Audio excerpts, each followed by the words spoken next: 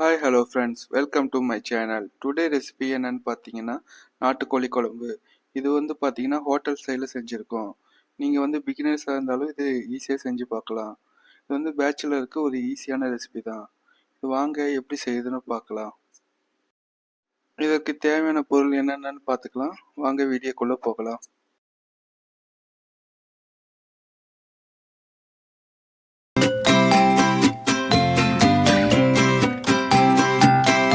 First பார்த்தீங்கன்னா அடுப்பில் கடாயை வச்சுட்டு ஒரு 2 டேபிள் ஸ்பூன் அளவுக்கு எண்ணெய் விட்டுக்கலாம். எண்ணெய் நல்லா காஞ்சோன்னா ஒரு 4 வரமிளகாய் போட்டுக்கலாம்.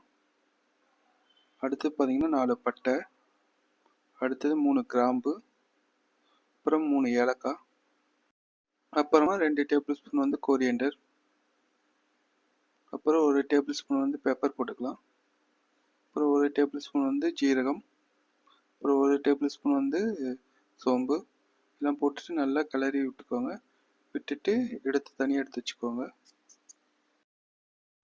அடுத்தது பார்த்தீங்கன்னா ஒரு 2 டேபிள் ஸ்பூன் அளவுக்கு எண்ணெய் விட்டுக்கலாம்.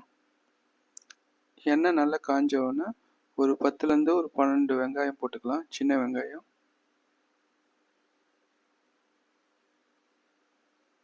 நல்லா வதக்கி விட்டுட்டு அடுத்தது பார்த்தீங்கன்னா ஒரு 10லேருந்து 12 பூண்டு போட்டுக்கலாம்.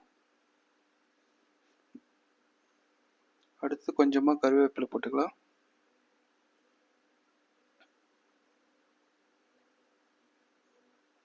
அடுத்தது பார்த்தீங்கன்னா 2 டொமேட்டோ போட்டுக்கலாம். போட்டுட்டு நல்லா கிளறி விடுங்க. தக்காளி நல்லா மசியணும். நம்ம மசாலா பார்த்தீங்கன்னா இந்த மாதிரி அரைச்சி சேர்த்தா நல்லாயிருக்கும், கிரேவி நல்லா வரும். இப்போ பார்த்தீங்கன்னா தெரியும், நல்லா மசிஞ்சு வந்திருக்கு. இது பார்த்தீங்கன்னா ஒரு மிக்ஸி ஜாரில் எடுத்து வச்சுக்கோங்க. அடுத்து ஃபஸ்ட்டு வதக்கினா அந்த இதுவும் மசாலாவும் சேர்த்துக்கோங்க. சேர்த்துட்டு ஒரு ஃபைன் பேஸ்ட்டாக அரைச்சி எடுத்து வச்சுக்கோங்க. பார்த்தீங்கன்னா தெரியும், இந்த அளவுக்கு பேஸ்ட்டாக அரைச்சி எடுத்து வச்சுருக்கேன். அடுத்தது பார்த்தீங்கன்னா குக்கர் வச்சுக்கோங்க. குக்கரில் ஒரு 5 டேபிள் ஸ்பூன் அளவுக்கு எண்ணெய் விட்டுக்கலாம். எண்ணெய் நல்லா விட்டிங்கன்னா கிரேவி நல்லா வரும், சாப்பிட்றதுக்கு நல்லாயிருக்கும். இதில் பார்த்தீங்கன்னா 2 ஆனியன் போட்டிருக்கேன், சின்ன சின்னதாக அரைஞ்சி. அப்புறம் லைட்டாக கருவேப்பிலை போட்டு நல்லா வதக்கி விடுங்க.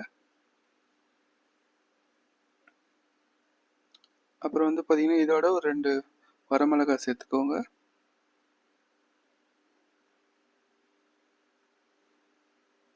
அப்புறம் லைட்டாக உப்பு சேர்த்துக்கோங்க. ஏன்னா உப்பு சேர்த்துனீங்கன்னா வெங்காயம் சீக்கிரமாக வதங்கி வரும்.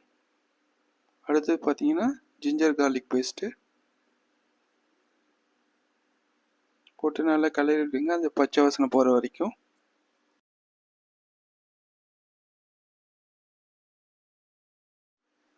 அடுத்தது பார்த்தீங்கன்னா சிக்கன் நான் 1 kg அளவுக்கு எடுத்திருக்கேன். இது நல்லா மஞ்சள் போட்டு வாஷ் பண்ணி எடுத்து வச்சுருக்கேன். இப்போ பார்த்தீங்கன்னா நல்லா வதங்கி வச்சு வெங்காயம். இந்த டைமில் பார்த்தீங்கன்னா நம்ம சிக்கன் சேர்த்துக்கலாம்.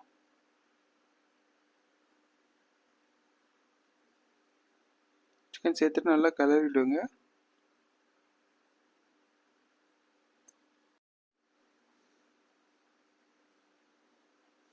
அடுத்தது பார்த்தீங்கன்னா இதோட 1 டேபிள் ஸ்பூன் அளவுக்கு மஞ்சள் தூள் சேர்த்துக்கலாம். அப்புறம் பார்த்தீங்கன்னா 1 டேபிள் ஸ்பூன் அளவு சில்லி பவுடர்.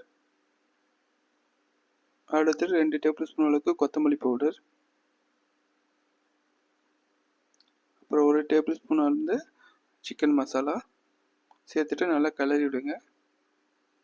ஓரளவுக்கு ஒரு 2லேருந்து 3 நிமிஷம் வரைக்கும் நல்லா கிளறி விடுங்க. இந்த மசாலா அதில் நல்லா ஒட்டணும்.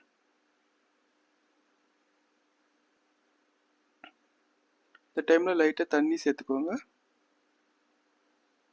சேர்த்துட்டு நல்லா கிளறி விடுங்க. இந்த மசாலா நல்லா கறியில் ஒட்டும், கொஞ்சம் நல்லா வேகிறதுக்கும் நல்லாயிருக்கும்.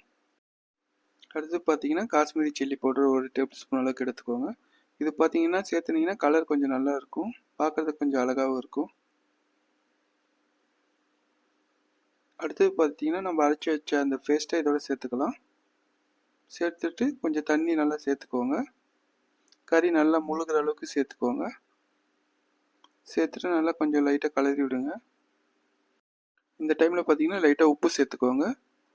உப்பு சேர்த்துட்டு நல்லா கிளறி விட்டுக்கோங்க.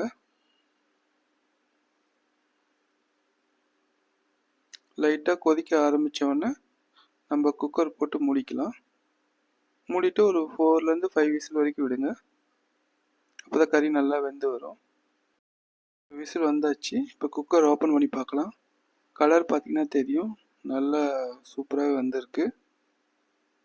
நல்லா பார்க்குறதுக்கும் நல்லா இருக்குது. கறி ஓரளவுக்கு நல்லாவே வெந்திருக்கு.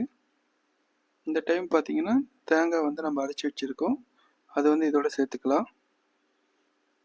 நீங்கள் தேங்காய் பால் வேணாலும் சேர்த்துக்கலாம், அப்படி இல்லைன்னா தேங்காய் அரைச்சி கூட சேர்த்துக்கலாம். நல்லா சேர்த்துட்டு கிளறி விட்டுட்டு மூடி வச்சுக்கோங்க. இது வந்து 4லேருந்து ஒரு 5 விசில் வரைக்கும் நல்லா விட்டுக்கோங்க. வந்து பார்த்தீங்கன்னா விசில் நல்லா அடங்கிடுச்சு. இப்போது குக்கர் ஓப்பன் பண்ணிக்கலாம். பார்த்தீங்கன்னா தெரியும், நல்லா கிரேவி நல்லாவே வந்திருக்கு. பார்க்குறதுக்கும் கிரேவி நல்லாவே இருக்குது. கறி ஓரளவுக்கு நல்லா வெந்திருக்கு. அடுத்தது பார்த்தீங்கன்னா இதோட வந்து கொத்தமல்லி இலை சேர்த்துக்கலாம். சேர்த்துட்டு நல்லா கிளறி விட்டுக்கோங்க. அடுப்பு சிம்மில் வச்சுட்டு ஒரு 5 நிமிஷம் வரைக்கும் நல்லா கொதிக்க விடுங்க. அப்போ தான் அந்த வாசம் நல்லா இருக்கும். நீங்களும் இந்த மாதிரி வீட்டில் ட்ரை பண்ணி பாருங்கள். சிம்பிள் ரெசிபி தான், ஈஸியாக செஞ்சிடலாம்.